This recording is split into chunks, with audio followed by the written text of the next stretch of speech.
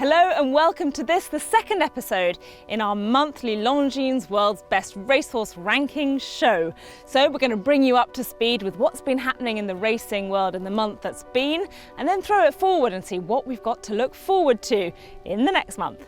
Now, I feel like I might say this every month, but June really was a blockbuster month with races like the Dubai Duty Free Irish Derby, the Corrid Eclipse and the Takarazuka Kinnin. Racing down to the final furlong, it's Lone Eagle and Frankie Dettori from Hurricane Lane and William Buick who are trying to bridge the gap inside the final half furlong. Lone Eagle, Hurricane Lane on the near side, closing with every stride. Hurricane Lane has got up in the Irish Derby. St Mark's Basilica goes on. Misriff and Adave have been simply turned away. It's going to be 4 straight Group 1s for St Mark's Basilica. It's Chronogenesis surging to the front. Chronogenesis starts to race away, and it's a 4th Group 1 and back-to-back Takarazuka Kinnin. Now, in the month that's been, the main focus of the action has been on Royal Ascot. Some superb performances from horses and jockeys alike.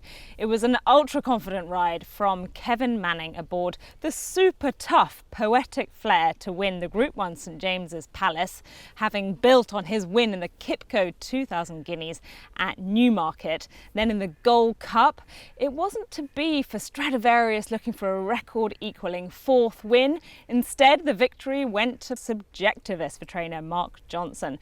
And that all came after the very first race of the meeting, which saw Palace Pier winning the Group 1 Queen Anne Stakes by a length and a half, reminding us just why he topped the rankings of the month that's been.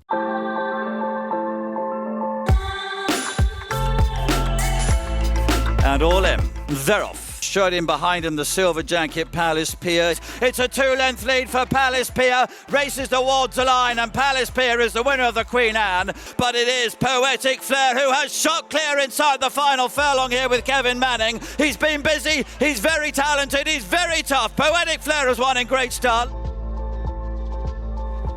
They're off. They race then for the Gold Cup. 2.5 miles is their trip. Subjectivist and Joe Fanning have moved into a 5-length lead. Subjectivist Joe Fanning stole the race heading into the home straight. Subjectivist wins by a good distance.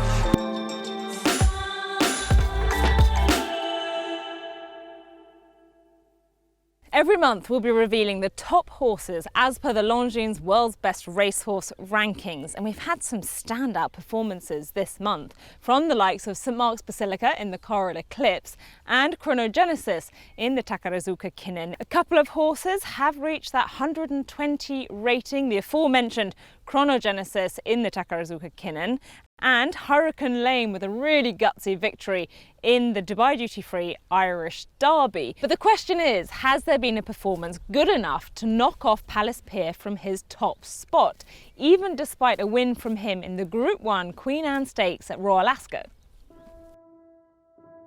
Joint 4th on a rating of 122, we have Domestic Spending, the winner of the Resorts World Casino Manhattan Stakes. Misriff after his win in the Dubai Shima Classic.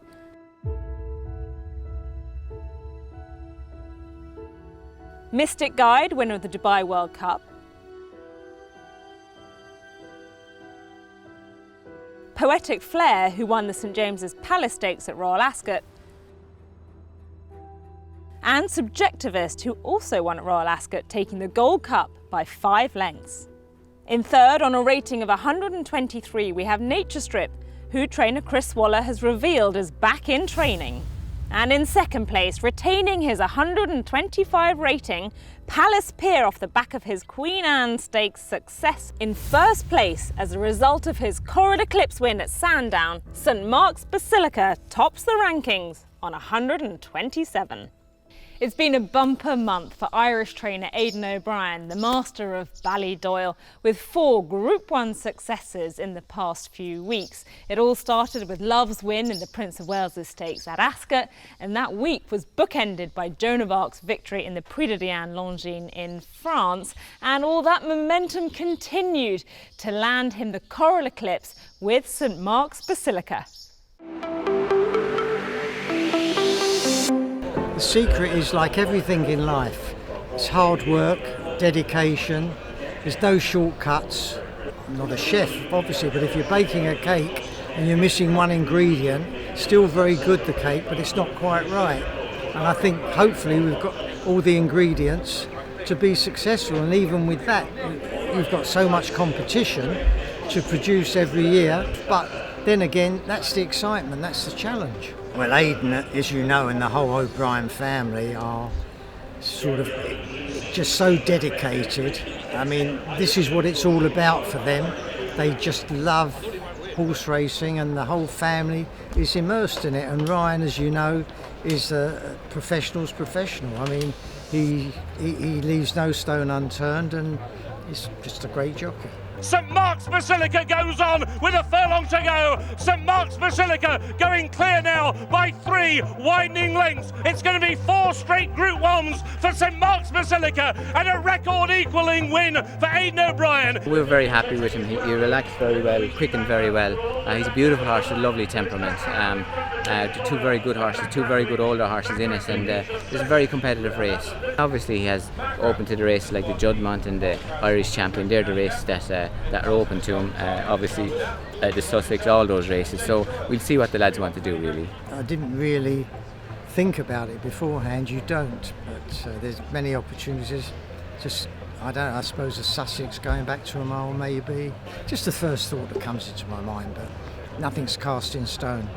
I suppose we're very lucky with a great team of people all working together, passionate about everything they do, and everyone wanting the one thing. He's a very, very impressive horse, really exciting for us. Each year, the IFHA and Longines present the jockey with the best performances in the world's highest rated races with the Longines World's Best Jockey Award. The scoring for the award is achieved by performances in the world's 100 highest rated Group or Grade 1 races, as established for the year by the Longines World's Best Racehorse Rankings Committee. So jockeys get 12 points for a win, 6 points for a second, and 4 points for a third placing. Vincent Ho and James McDonald were tied for first, but following a month of multiple impressive victories, Ryan Moore has taken the lead in the 2021 Longines World's Best Jockey competition.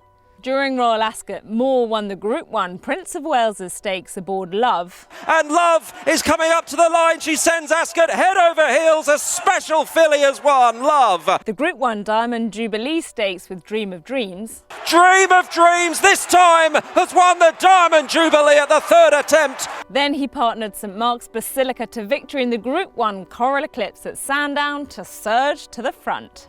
Ryan has also secured a number of placed finishes throughout the competition to add to his lead. Moore currently has 82 points, while Ho and McDonald are tied for second with 48 points. Yuga Kawada, John Velasquez and Joe Moreira are tied for fourth with 40 points. So Ryan leads the way. Can he add to his previous titles in 2014 and 2016? Well, there's still a lot of big racing to come between now and the November 30th conclusion of the Longines World's Best Jockey Award. So let's have a look at what's coming up this month. Starting in England, we've got the Kipco King George VI and Queen Elizabeth Stakes at Ascot. It's King George III! Then on the south coast at Glorious Goodwood, we've got the Qatar Sussex Stakes. Mo Harther in the blue and white comes late on to grab victory in the Qatar Sussex. Meanwhile, over in America, we've got the TVG.com Haskell Invitational Stakes. Authentic New York Traffic are going to hit it together. Here it is. Photo finish. Authentic in New York Traffic. And the Whitney Stakes. Both Breeders' Cup Challenge Series feeders for the Longines Classic at Del Mar in November. It's improbable, and Erod Ortiz Jr. to win the Whitney.